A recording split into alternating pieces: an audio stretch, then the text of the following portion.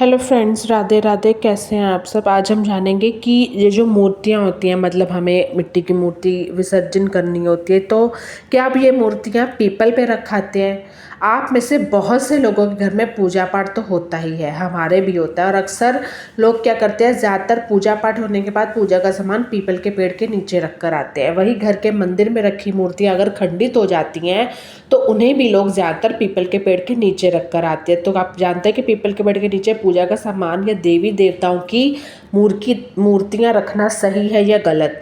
ऐसा करने से आपको कौन से परिणाम भुगतने पड़ सकते हैं वो जानेंगे। क्योंकि मैंने जैसे हम हर साल लक्ष्मी गणेश की मूर्ति बदलते हैं, लोग क्या करते हैं कि पीपल के पेड़ के नीचे सारा सामान रख आते हैं, जो कि सही नहीं है या सही है ये जानेंगे। तो इसका वैसे मना करा जाता है, नहीं रखनी चाहिए। आप किसी पवित्र नदी जल में प्रवाहित कर सकती हैं, लेकिन लोग दूर जाने से कतराते हैं या पता नहीं क्या, फिर भी रख देते हैं। पीपल के नीचे पूजा का सामान या भगवान की प्रतिमा रखने से क्या होता है।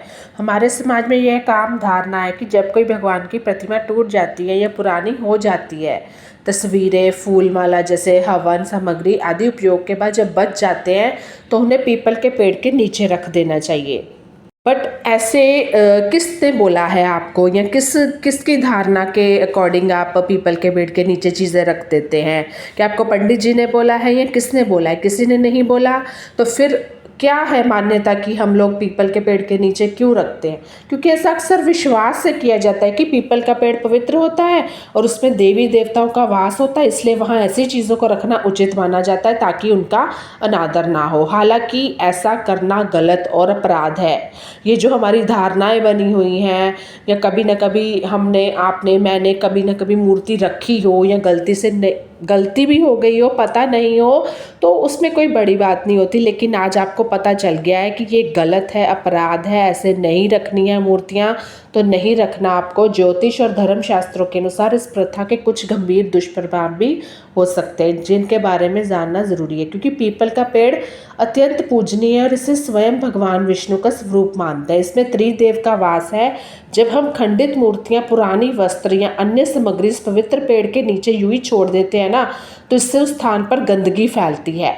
खुले में पड़ी इन चीज़ों पर धूल मिट्टी पड़ती है, जानवर, कुत्ते, चूहे आदि इन्हें दूषित करते हैं और लोग इन पर पैर भी रख जाते हैं। गलती हमें नहीं करनी है। अनजाने में हुई गलती की तो क्षमा है, लेकिन जानबूझ के करें, हमें पता भी है, तो ये आपको पीपल पे नहीं रखना है। कहते हैं कि ऐसा करने से पितर भी नाराज होते हैं, पितर दोष लगता है, जिससे घर में कला, आर्थिक परेशानियां, स्वास्थ्य संबंधी समस्या आती है। ये आपके भाग्य पर भी नकारात्मक प्रभाव डालता है। जब हम पूरी श्रद्धा विधि विधान से पूजा करते हैं तो उसका फल प्राप्त होता है, लेकिन अगर हम पूजा के बाद सामग्री का उचित तरीके से विसर्जन नहीं करते और उसे यूं ही छोड़ देते हैं तो इससे पूजा के फल में कमी आती है। धार्मिक मान्यता के अनुसार हर कार्य का एक सही तरीका होता है। विसर्जन की पूजा का भी एक महत्वपूर्ण अंग है।